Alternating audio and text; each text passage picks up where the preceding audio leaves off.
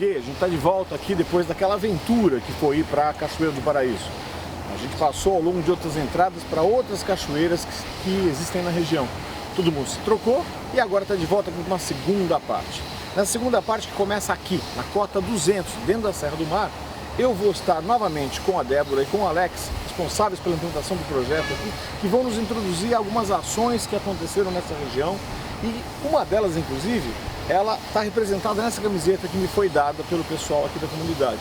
Mas eu vou contar isso para você aos poucos. Por enquanto eu deixo você com a imagem aqui do mirante e encontro vocês daqui a pouco junto com a Débora e com o Alex.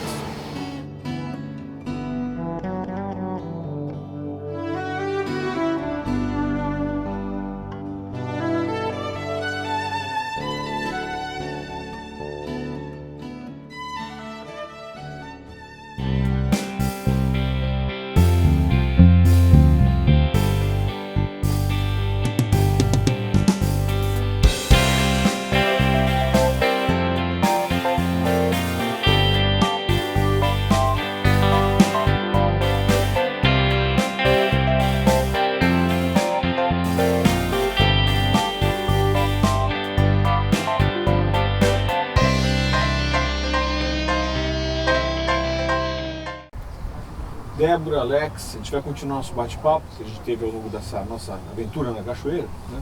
Agora que a gente está aqui na Cota 200, eu queria que você me dissesse um pouco a história desse assentamento. Esse assentamento, a origem dele são os operários que construíram a Anchieta, isso na década de 40. São funcionários, o primeiro núcleo era um acampamento do DR, Departamento de Estradas e Rodagens, e provocado pelo Estado. Então você tem a construção da Anchieta. Com o fim dessa construção, o núcleo permanece, alguns moradores permanecem, e isso starta o processo de ocupação desse território. Quando a gente chega aqui para começar o processo de urbanização do núcleo, comecinho de 2010, você encontra uma comunidade extremamente estruturada, com cerca de 2.100 famílias.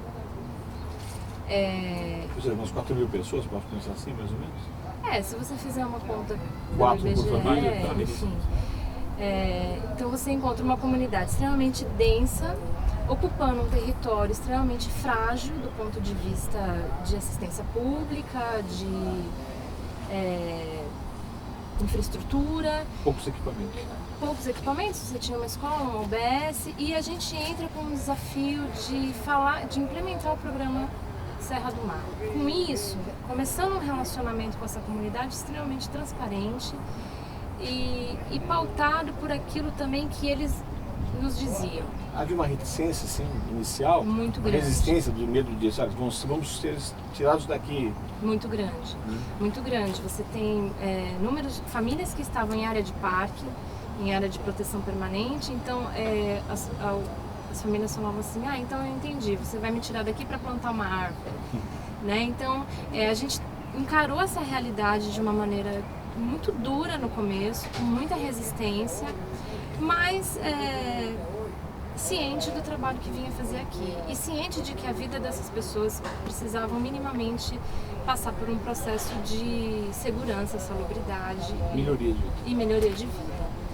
Então o começo foi bem difícil, mas a gente encarou e falou, é isso daí. E aí entra um diferencial do nosso trabalho que foi muito importante, que é criar mecanismos de participação comunitária.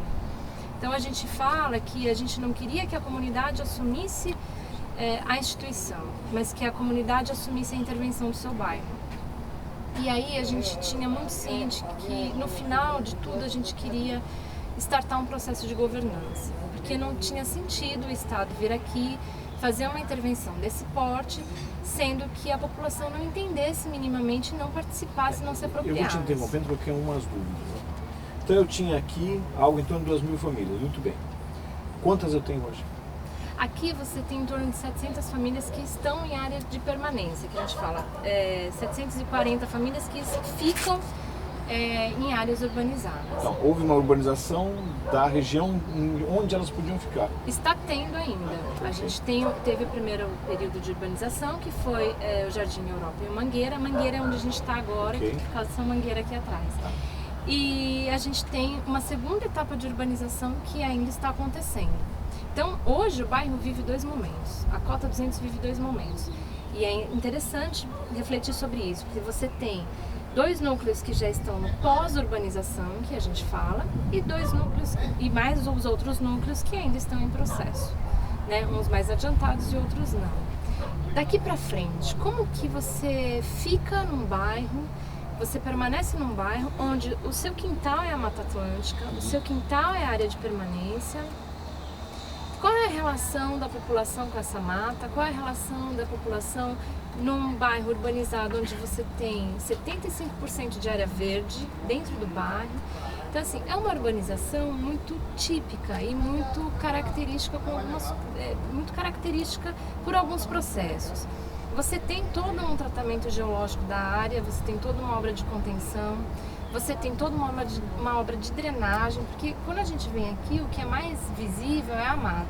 Mas você tem um monte de curso d'água, a gente brinca que a água ela tem um local correto para seguir aqui. O que isso quer dizer? Né? Que daqui para frente essa população vai ter uma série de posturas e condutas que vão ter que ser seguidas para se viver num lugar como esse. Quer dizer, existe todo um processo de educação, primeiro conscientização e uma posterior educação para o convívio nessa nova estrutura, não é isso? Nessa nova configuração. Eu tenho uma dúvida aqui, é o seguinte: do momento que eles reconhecem que houve uma melhoria e se sentem então, se apropriam do espaço onde moram e passam a preservá-lo, que é a situação ideal, não dá vontade por parte deles de convidar outros a virem para cá? Porque se você pegar a história desses assentamentos em geral, é assim: alguém ficou, aí sentiu-se bem, chamou um primo, chamou um parente, vem o pai, vem a mãe, e antes que você perceba, você tem as 2.000 famílias. Como é que eu evito que esse processo aconteça, talvez não na mesma escala, mas aconteça novamente? Então, hoje a gente tem toda uma fiscalização da Polícia Ambiental. Para você fazer uma reforma aqui dentro, você tem que pedir uma autorização. Então, você tem um controle do Estado, pelo órgão responsável por isso, mas a gente acredita que isso não dá conta, né? É obrigatório, mas não dá conta. Então, a gente tem todo um trabalho de pós-urbanização calcado. A gente fala que o grande pretexto disso tudo é o turismo de base comunitária. Porque o bairro realmente ficou bonito, porque as pessoas gostam de estar aqui. Isso aconteceu de maneira muito espontânea. Outros visitantes de fora começaram a vir e a visitar a Cota. A urbanização e todo, enfim, a demanda, a própria natureza que tem no local. Então, o próprio mirante, né, é um ponto de atração, porque quem é que já não passou descendo a serra, seja pela Imigrante, seja pela Anchieta, e não teve vontade de parar o carro para ver? Você não consegue fazer isso efetivamente, né? E aqui você tem um mirante pronto, né? A gente brinca não, a gente diz que todo mundo que vai para o litoral de São Paulo viu um pedaço desse bairro em algum momento da vida, mas as pessoas não têm ideia do que tem aqui dentro, né?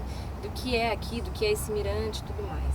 Então, o ano passado a gente recebeu mais de 600 visitantes espontaneamente. A gente não tinha um trabalho estruturado, a gente tinha um trabalho técnico, social atuando, mas não voltado para turismo de base comunitária. A gente não imaginava, a gente intuía, mas a gente não estava estruturado para isso. E vamos começar um trabalho de formação com essa comunidade.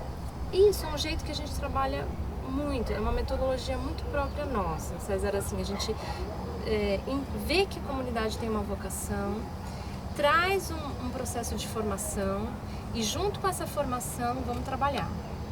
Né? Então é uma metodologia muito nossa, ter essa sensibilidade de sacar o que é vocação e encaminhar isso para um projeto que seja sustentável e que, principalmente quando a gente saia desse território, a gente do poder público, no momento que a gente sair desse território, essa comunidade toque isso.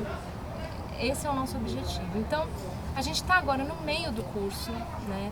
Um curso que acontece de sábado com 50 alunos, com as visitas acontecendo. Hoje vocês estão aqui por conta disso, vocês chegaram até aqui por conta desse trabalho de turismo de base comunitária. E a gente brinca que está tudo acontecendo ao mesmo tempo. A gente está aprendendo junto com essa comunidade está aprendendo a fazer junto com a gente. É muito legal isso, é muito bom estar junto com eles nesse processo. Vamos dar um intervalo no programa e a gente volta mostrando um pouco a comunidade aqui, tá bom? Tá bom. A gente já volta.